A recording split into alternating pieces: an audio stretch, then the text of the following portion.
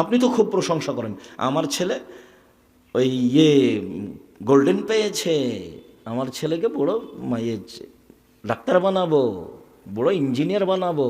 এ কথা বলতে পারেন না যে বড় চোর বানাবো? প্রায় ইঞ্জিনিয়ারই চোর, প্রায়। ব্যতিক্রম আমি বলি না যে হবে না ব্যতিক্রম। আর ডাক্তার, প্রায় ডাক্তারই প্রতারক। যে কোম্পানি বেশি টাকা দেয় তারই ওষুধ লিখে। লাগবে পরীক্ষা 3টা দেয় 5টা, এটা তো আপনারা খুব ভালোভাবে জানেন। তো আপনি ওটা কি দিয়ে বলছেন যে আমার ছেলের মেধা ভালো, আমার ছেলে গোল্ডেন পেয়েছে, অমুক করবো তমুক করবো, ছাই করবেন কি করবেন? ছেলে মানুষ করেন জাতির জন্য, জাতির উপকার করতে পারে জন্য ছেলে। দিনরাত ছেলে ঠাকুরের গান বলে, আর আপনি বলছেন ছেলে আমার গোল্ডেন পেয়েছে। আমি কোনোদিন বলিনি এই কথা আপনার ছেলে নিয়ে। আর আপনার যে অবস্থা, জাহান্নাম, খালি মরলেই হবে। জাননি কেন? মরেননি এই জন্য।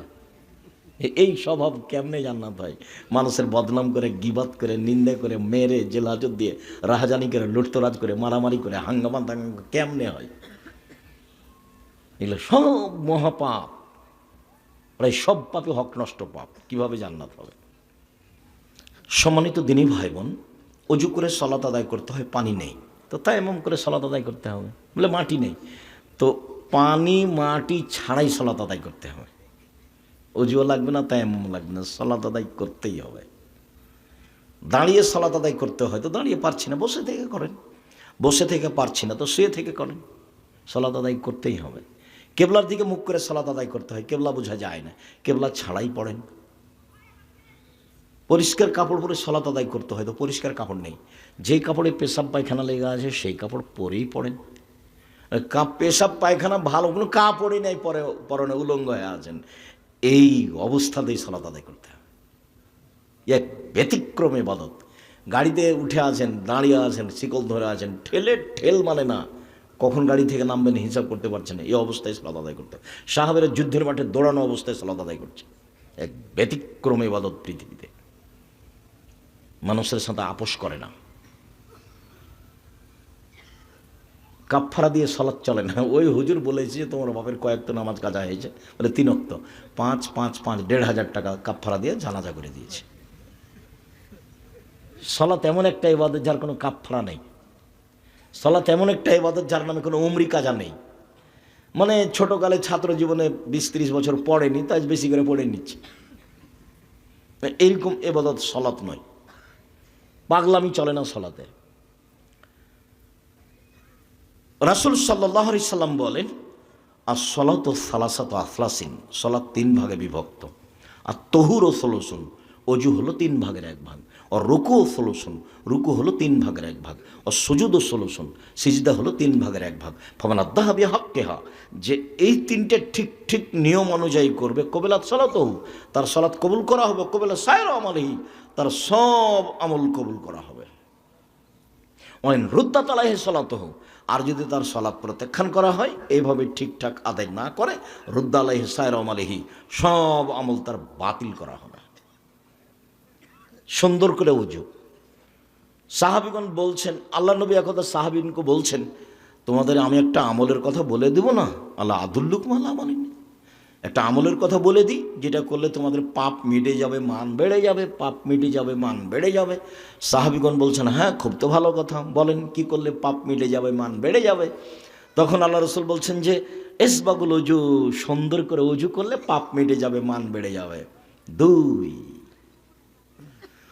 কাসরাতুল খুতা ইলাল মাসাজিদ, পায়ে বেশি বেশি হেঁটে মসজিদে গেলে, বেশি পরিমাণে হেঁটে গেলে পাপ মিটে যাবে, মান বেড়ে যাবে। 3, ইন্তেজারু সালাত বাদা সালাহ, সালাতের পরে সালাতের জন্য অপেক্ষা করলে পাপ মিটে যাবে, মান বেড়ে যাবে।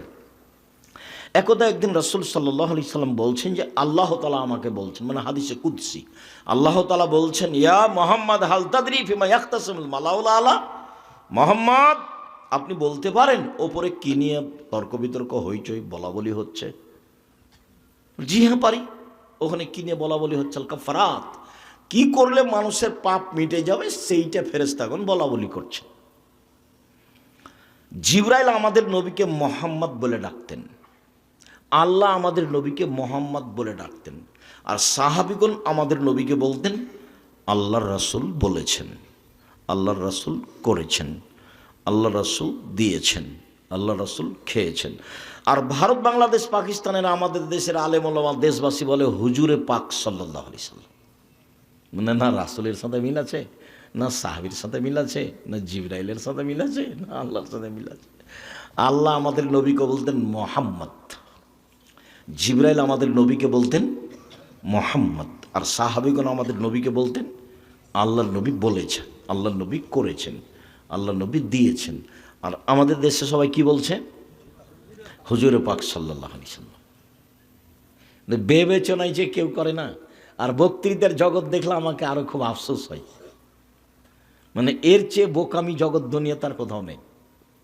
আপনি বিশ্বাস করেন, আপনাদের হাই স্কুলের হেডমাস্টারকে যদি আপনারা গ্রামবাসী পা ধরে বলেন যে ভাইজান আমাদের এই মূর্খ ছেলেটা ঘন্টা মারার জন্য নিতে হবে, ঘন্টা মারার জন্য, নেবে না। কিছু বলেন কি, অক্ষরই চিনেন, আমি তাকে কেমনে নিই?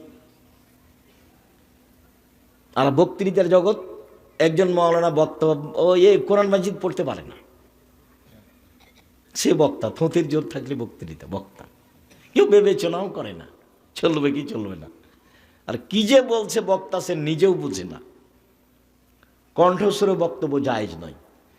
চাঁপাই নবাবগঞ্জ জেলার, নওগাঁ জেলার বিবাহের শুরু থেকে নিয়ে শেষ পর্যন্ত একটা কাজও জায়েজ নয়। যেমন প্রায় বক্তার আমল একটাও ঠিক নয় তেমন।